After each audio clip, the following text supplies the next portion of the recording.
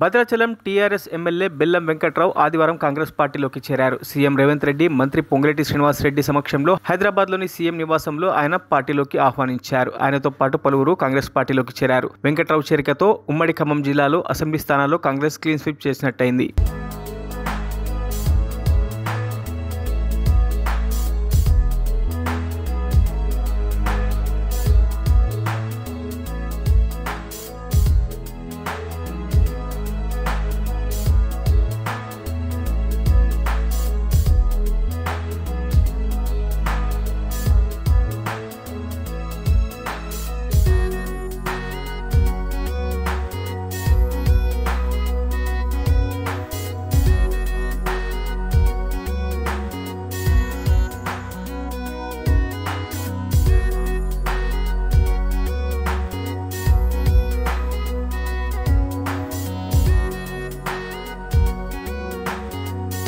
మరిన్ని అప్డేట్స్ కోసం మా ఛానల్ని సబ్స్క్రైబ్ చేయండి.